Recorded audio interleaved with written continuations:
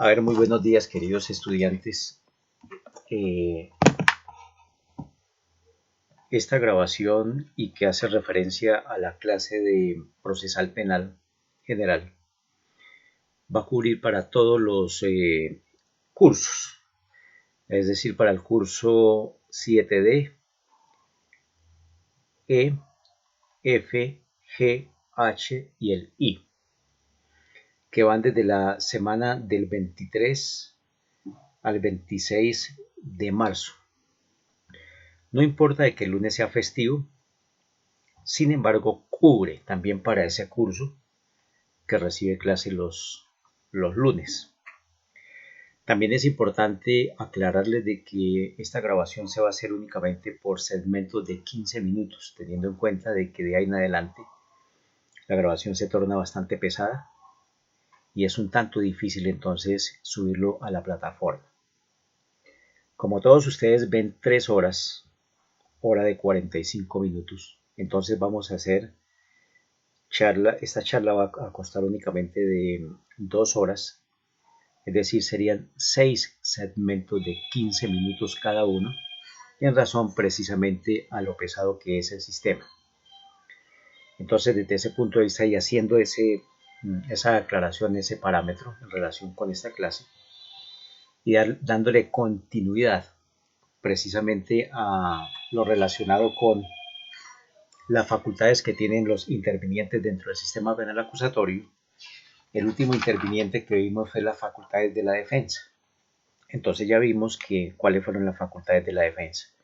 Pero siguiendo con el mismo ritmo, entonces a continuación vamos a ver lo que son las facultades del Ministerio Público, también integrado como uno de los intervinientes, algunos dicen que sujeto procesal dentro del sistema penal acusatorio. Sin embargo, aquí lo básico y lo fundamental que vamos a tener en cuenta es qué facultades tiene el Ministerio Público en relación con el sistema penal acusatorio. También es importante hacerles aclaración en el sentido en que cuando se iniciaron estas clases les dije que la principal herramienta de trabajo y de investigación en la posibilidad entonces que sea el Código Penal y de Procedimiento Penal comentado, que allí tenemos jurisprudencia y también tenemos comentarios de grandes tratadistas en relación con toda esta temática que estamos viendo. Entonces, haciendo esa entrada y hablando ya de las facultades del Ministerio Público, las cuales están establecidas dentro de los artículos 109 a 112 del Código de Procedimiento Penal, como también en el artículo 155.1 de la misma normatividad, sin dejar de lado que está en el artículo 294 y 357 de la misma normatividad procesal penal. Entonces, dentro de esas facultades que tiene el Ministerio Público, dentro de una de ellas básicas y fundamentales, está la facultad de solicitar la preclusión. Recordemos que el principal protagonista para solicitar la preclusión es la Fiscalía. Sin embargo, la ley faculta al Ministerio Público que en caso de que no existan elementos materiales de prueba, ya sea física o información legalmente adquirida, divinamente puede solicitar la preclusión, y obviamente que esto va a redundar en favor de quién, pues del indiciado. Para el caso sería el acusado, el indiciado, imputado o acusado. También recordándoles de que la preclusión se puede dar con base en uno de los fundamentos establecidos o causales establecidas en el artículo 332 del Código de Procedimiento Penal. Entonces, bajo esa situación, es importante hacerles esa aclaración en el sentido en que el Ministerio Público puede solicitar la preclusión. Pero también es importante aclararles de que en caso de vencimiento de términos por parte de la Fiscalía General de la Nación, que es un tema que vamos a ver con posterioridad de acuerdo al artículo 294 del Código de Procedimiento Penal, si la Fiscalía deja vencer los términos establecidos por la ley, sobre todo después de formulada la imputación de cargos, y si no se ha tramitado un principio de oportunidad o si no se ha tramitado un preacuerdo o si no ha presentado el escrito de acusación, y si hay un vencimiento de términos desde ese punto de vista, entonces es obvio que el Ministerio Público está facultado para solicitar la preclusión, obviamente que en favor de los acusados. Y si esa preclusión llega a prosperar, y si hay personas privadas de la libertad, obviamente que el juez tiene que concedérsela en forma inmediata. Pero también es importante hacerles claridad de que si esa preclusión llega a prosperar, el fiscal del caso o los fiscales del caso, si dejaron vencer los términos después de la imputación de cargos, serán objeto de investigación tanto penal como disciplinaria, porque aquí en esto puede haber un famoso prevaricato por omisión. Entonces, desde ese punto de vista puede el Ministerio Público solicitar esa preclusión. También nos dice la norma que el Ministerio Público está facultado para solicitar la prueba anticipada. Nosotros en charlas anteriores hemos hablado, sobre todo cuando hablamos de las audiencias preliminares, en el sentido en que la prueba anticipada es una prueba que se recolecta antes de la iniciación del juicio en caso de fuerza mayor, caso fortuito, es decir, la prueba tiene alto riesgo de que se esté perdiendo. Ya todo eso lo explicamos. Entonces, si la defensa está facultada para solicitar la prueba anticipada, si la fiscalía está facultada para solicitar la prueba anticipada, pues obviamente que la ley también faculta al Ministerio Público para que solicite esa prueba anticipada siempre y cuando se presenten esos mismos riesgos que están tanto para la defensa como para la fiscalía. Recordemos, esa prueba anticipada es que se le anticipa al juicio por un riesgo, por fuerza mayor, por caso fortuito. Por tanto, esa prueba anticipada el Ministerio Público la puede solicitar en pro de la defensa o en pro de la fiscalía y por consiguiente debe ponerle en conocimiento a cualquiera de los dos extremos en el sentido de allegarla. Verbi gracia, por ejemplo, si la fiscalía hace solicitudes probatorias en la audiencia preparatoria, pero también si la defensa hace solicitudes probatorias, obviamente en esta misma audiencia, pues es el momento procesal para incorporarlas en definitiva en favor del juicio. Entonces démonos cuenta de que todos tres están facultados para solicitar prueba anticipada.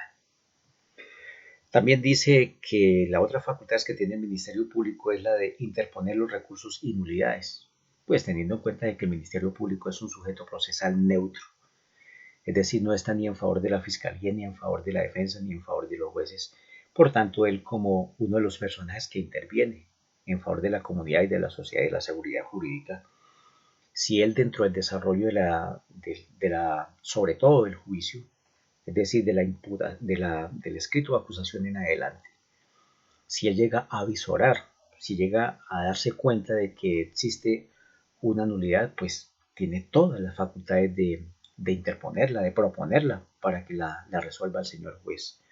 Y si la nulidad es negada, pues obviamente que tiene todas las facultades de interponer los recursos de ley, pero también en cualquier otra decisión que tomen los jueces, no importa que sea el juez de garantías, no importa que sea el juez de conocimiento. Si él ve que la decisión va en contra de sus intereses, pero que no importa que sea en intereses de la defensa o de la fiscalía, si él ve la posibilidad de interponer un recurso, pues tiene toda la facultad de interponerlo. Un ejemplo sencillo, si se negó una medida de aseguramiento que es en favor de la fiscalía y si entonces el Ministerio Público está respaldando los argumentos de la fiscalía, pues si está inconforme, pues interpone los recursos de ley. Por ejemplo, en una sentencia, no importa que sea condenatoria o absolutoria, y si el Ministerio Público no está conforme con esa decisión, pues puede apelar divinamente. Es decir, dentro de esa actuación tiene las mismas facultades que tiene la defensa o que tiene la fiscalía. Pero también dice que dentro de las facultades que tiene el Ministerio Público está en defensa del patrimonio público. Es decir, que cuando la Fiscalía adelanta una investigación o se adelanta un proceso en la etapa del juicio en donde estén, digamos, en riesgo, donde se haya afectado, se haya, digamos, donde se haya afectado, por así decirlo, un bien que es de propiedad del Estado, entonces el Ministerio Público, pues ahí en eso, en defensa precisamente de ese patrimonio público y como representante de la comunidad, de la sociedad, pues obrará en nombre y representación de esos bienes.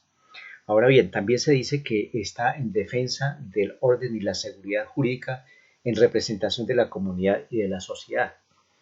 Cuando nosotros hablamos de las víctimas etéreas, gaseosas o indeterminadas, ello indica que, por ejemplo, si estamos frente a un porte ilegal de armas o sea un tráfico y fabricación de estupefacientes, pues aquí de esto las víctimas serían de pronto la seguridad pública o la salud pública. Es decir, cualquiera podríamos ser víctimas desde ese punto de vista.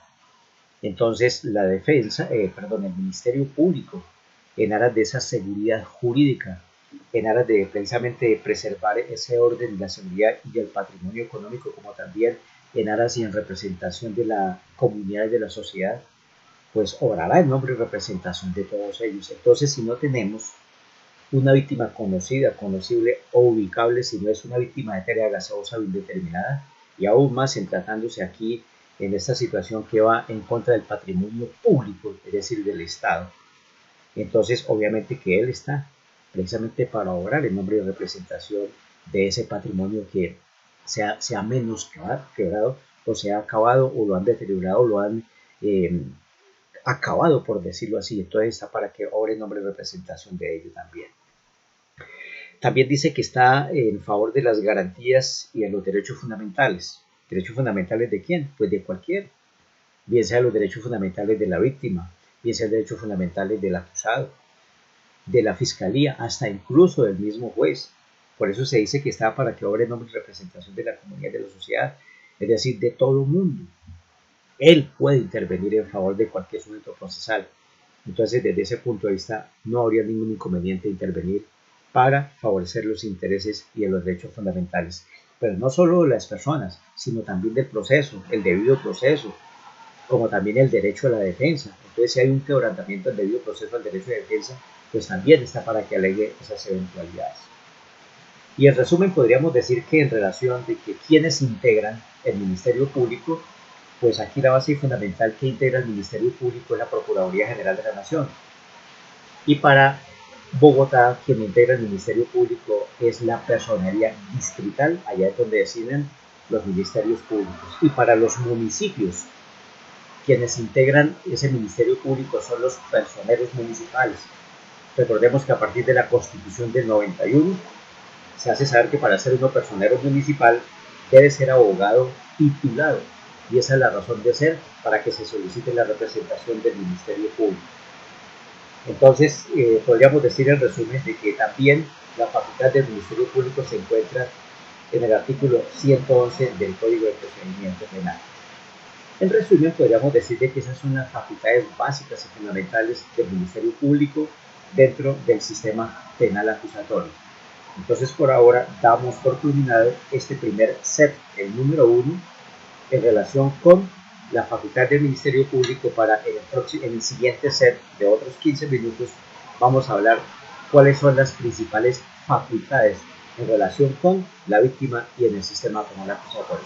Ya nos vemos enseguida, queridos compañeros.